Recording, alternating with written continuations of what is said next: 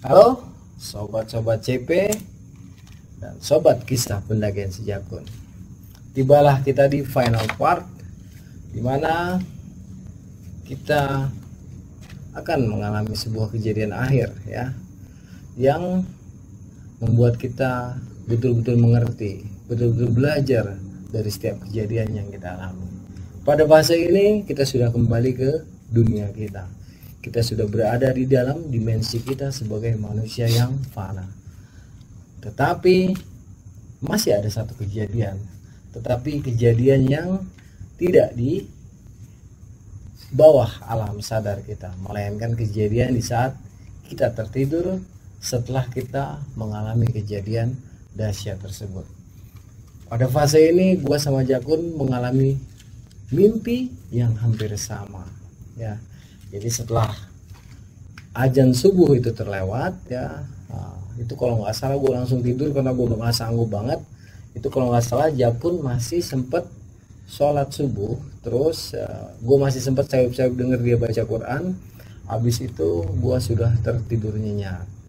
Sebelum gue menceritakan mimpi gue, maka akan gue berikan kesempatan kepada sobat gue Jakun ya, karena di channel dia lah seri pamungkas ini akan kita selesaikan. Silahkan Kong Jakun. Ya, assalamualaikum warahmatullahi wabarakatuh. Ini masih sama gua sama Arya Sena ya. Ini final part, jadi kejadian terakhir yang kita alami. Betul.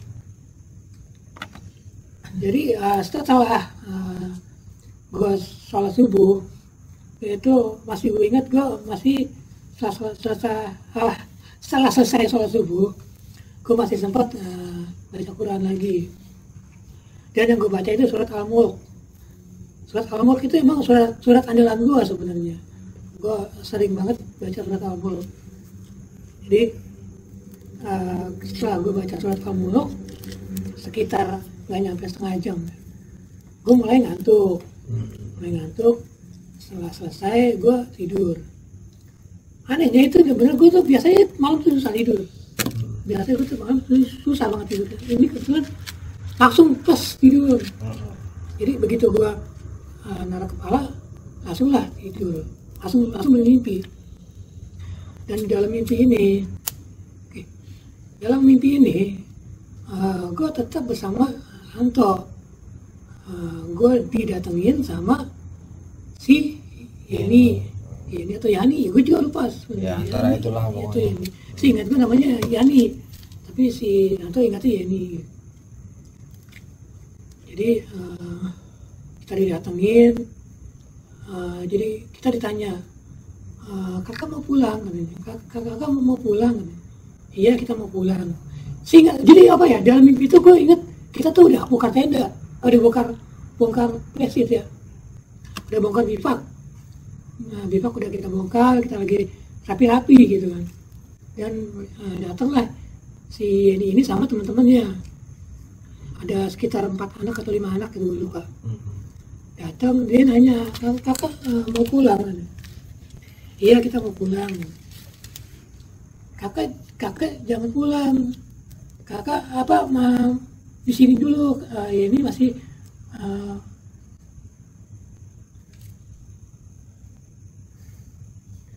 kakak jangan pulang. Kayaknya hadir. Kayaknya hadir ya teman-teman ya, tapi nggak apa-apa lah.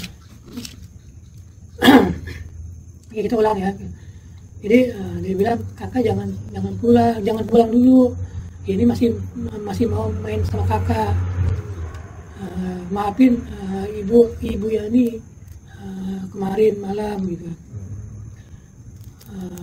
Gue lupa waktu itu dia singkatnya, maksudnya dia singkatnya itu dia menahan kita pulang gitu.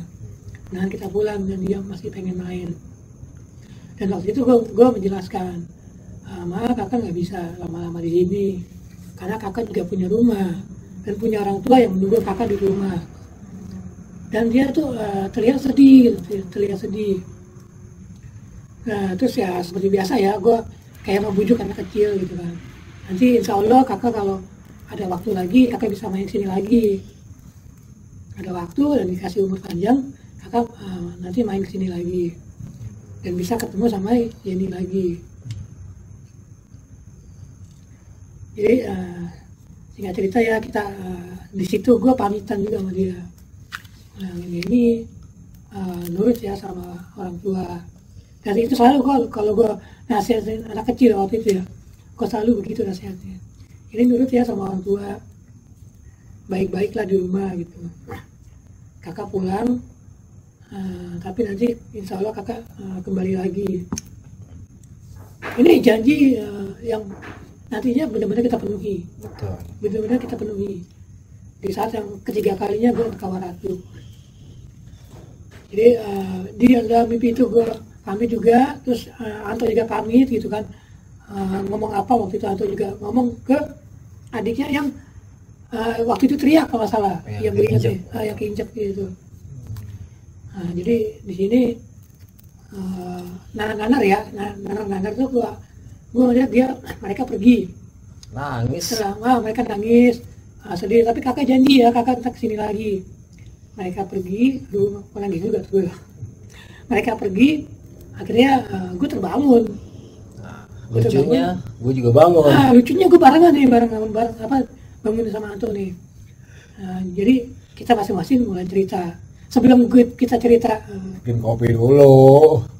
Enggak, pertama kita bangun. Lihat-lihatan dia. Udah bangun lo gitu kan. Iya, aku baru bangun bilang. Mimpi apaan Iya, lu? barengan kita bangunnya gitu kan. Terus saya, tuh tadi mimpi apaan? Udah bikin kopi dulu dah, bikin kopi dulu deh gitu. Udah, Anto langsung bikin kopi. Selanjutnya ini cerita dari Anto di saat mimpi itu ya, karena gue juga mungkin agak sedikit beda atau singkat gue sih mimpi kita kan sama. Jadi memang bisa dikatakan yang tadi Jakun ceritakan tuh sama. Intinya begini. Jadi saat kita mau pulang itu ya, waktu itu posisinya emang gue udah bongkar tenda. Jadi ngimpinya tuh gue udah bongkar tenda sama Jakun, udah rapi-rapi. Begitu kita mau jalan ya, mau ngelangkah, tiba-tiba kita dikejar, dipanggil kan, Kak Anto, kali ini gitu kan. Apa Om Anto, apa Om Nini? Gue agak lupa. Kita kaget kan, gue kaget nih, berdua masih Jakun, terus nengok, terus dalam mimpi gue tuh ya hampir sama. Terus kita bilang, kenapa Yen, ada apa? Kakak jangan balik dulu gitu, kakak di sini dulu. Ya ini sama adik-adik seneng sama kakak orang-orang baik katanya, kakak bukan orang-orang jahat gitu. Ya ini minta maaf kalau kemarin tuh keluarga ini itu sama kakak nggak welcome lah, kira-kira kayak gitu, kurang baik ya. Terus sekarang kan udah baik-baik aja, udah kakak di sini dulu temenin kita berapa hari. Terus kalau nggak salah ya sama, gue juga ngomong kita nggak bisa di sini terus karena kita beda alam ya, kita beda alam, kita beda jenis gitu kan. Kakak punya kehidupan sendiri, kamu punya kehidupan sendiri. Kalau memang Allah mengizinkan ya suatu saat kakak kesini lagi, kita bisa berteman, kita bisa ngobrol, tetapi dengan dimensi kita masing-masing. Nah, itu jatuhnya gue sama Yeni itu dan keluarganya akhirnya kan kita kayak bersahabat nih ya, kayak jadi keluarga. Kayak ya kenal sama manusia kalau gue anggap sih ya. Jadi bukannya kenal sama makhluk gitu. Iya, jadi dalam rasanya itu nggak merinding kita. Ya, waktu ngopi-ngopi itu sekarang kok merinding, waktu itu kagak kok. Dulu makanya beneran. Sekarang sih emang merinding karena ya mohon maaf ini mungkin dimensinya balik kali ya. Bukan juga, karena kayaknya ada emaknya kayaknya. Sama emaknya ya. Kurang tahu sih. Ya mungkin ya. Jadi gua sama Jakun ketika mau balik pun masih ditahan-tahan ya, masih ditahan-tahan. Kalau nggak salah juga nih dalam mimpi gua itu Jakun ditarik-tarik, gue juga ditarik-tarik. Terus kita bilang dengan baik-baik, kita bujukin bahwa nggak bisa, kita memang beda alam, kita beda jenis, ya kita masing-masing punya dunianya, ya. Tetapi insya Allah persahabatan kita selama itu tidak merugikan satu sama lainnya akan tetap berjalan, dan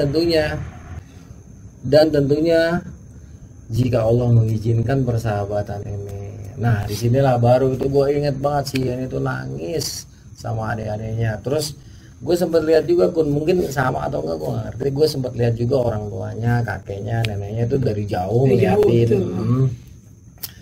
ngeliatin kita melangkah pergi. Nah begitu kita udah keluar Kawah Ratu itu, masuk ke kali lagi, baru tuh rasa-rasanya suaranya si Eni sama adik-adiknya sama keluarganya, dan dimensi yang kita lihat seperti rata, seperti apa, rumah-rumah besar yang dengan halaman yang luas itu sudah kembali menjadi hutan-hutan. Nah disitulah gue tiba-tiba langsung bangun. Pas gue bangun ternyata si Jagun bangun. Nah saat itu ya kita sambil ngopi cerita-cerita. Habis ngopi itu kita langsung masak mie instan sama telur. Habis makan kita packing. Setelah packing kita wudhu lagi. Setelah wudhu gua sama Jakun langsung ke tempat yang gua perkirakan berdua Jakun. Disinilah lokasi tempat kita main-main waktu itu dan berkomunikasi dengan keluarga mereka di sini. Gua langsung mengirimkan Al-Fatihah untuk mereka, terus kita juga minta maaf ya, karena mungkin kita sebagai manusia juga banyak salahnya, mohon maaf karena keteledoran kita juga sehingga akhirnya terjadi clash, terus banyak hal yang akhirnya berujung dengan persahabatan yang cukup manis. Setelah gue ngirimkan doa sama Jakun, gue ingat banget itu ada hembusan angin yang cukup lembut Kun, menyapu wajah kita. Terus kita seperti mendapatkan power di tubuh kita tuh jadi seger banget, benar-benar segar. Waktu itu gue masih kuat kayak mendaki 2 kali bolak-balik lagi gitu. Pokoknya intinya tuh enak, badan segar. Tetapi alhamdulillahnya ketika di rumah gue cek lagi, terus gue juga nyuruh temen ya, itu nanti ya, nanti aja ceritanya. Jadi setelah packing habis berdoa, gue sama Jakun tuh kan turun kira-kira 1 jam kemudian kita sampailah di Mangkoko.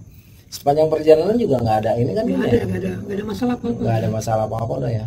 Sampai Mangkoko kita istirahat sebentar. Tadinya kita mau cerita-cerita Kun ya. Cuman kita pendem aja kayak di dalam enggak di dalam hati kecil juga kayaknya ngelarang Kun.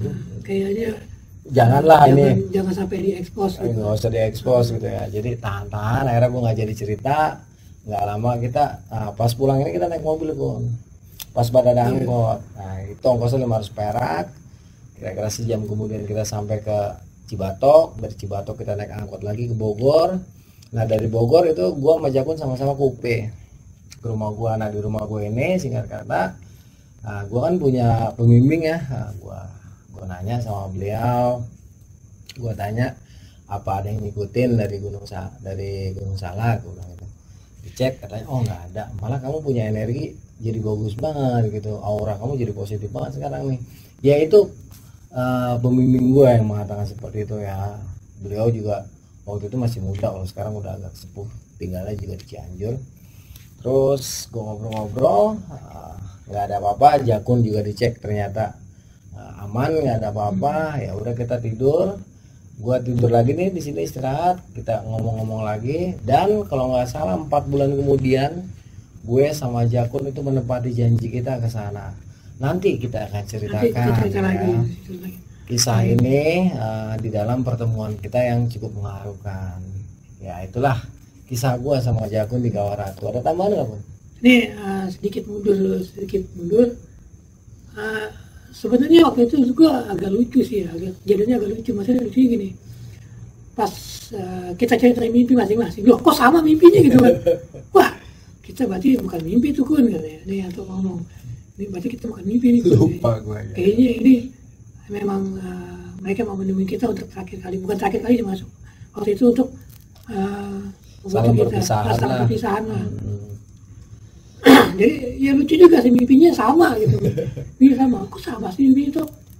Jadi atau di mimpinya ngelihat gue ngobrol sama si Yeni, nah di mimpi gue ngelihat Anto ngobrol sama si adiknya yang keinjak itu kakinya gitu. Keinjak sama macan hitam. Jadi apa ya?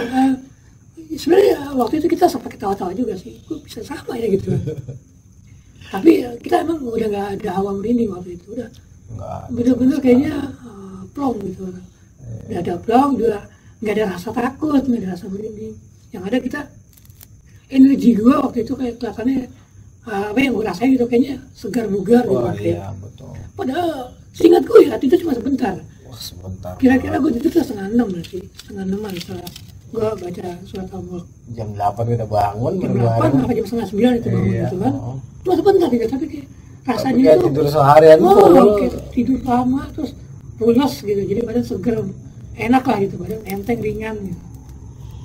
Nah, itu sebuah kisah yang benar-benar apa ya, di luar batas nalar kita sebagai manusia, tetapi gua alami berdua sama sobat gua Jakun.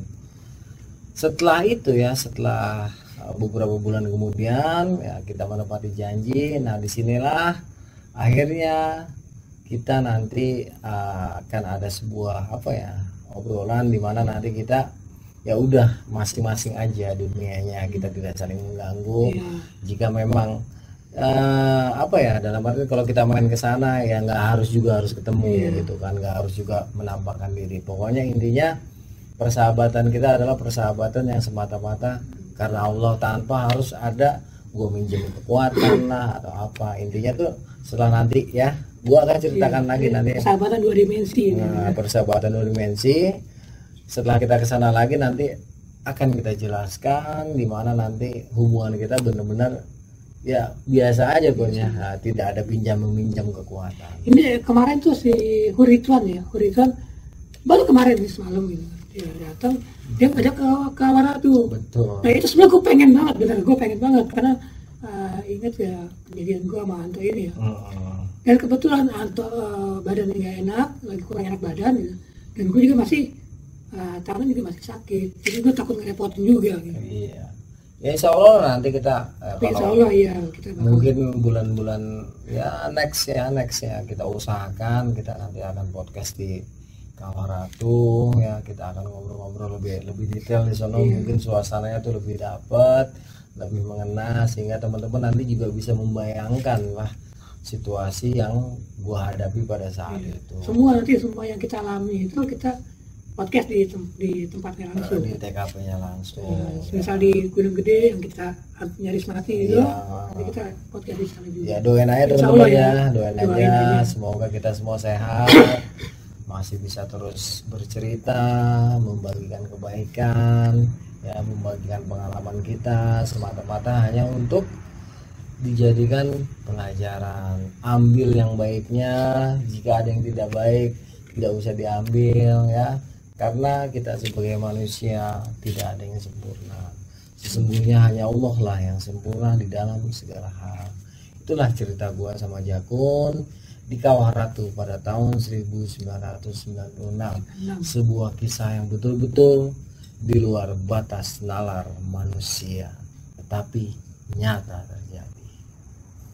Gua Arya Sena, cerita pendakian undur diri. Gua Jakun dari kisah pendakian si Jakun undur diri. Wassalamualaikum warahmatullahi wabarakatuh.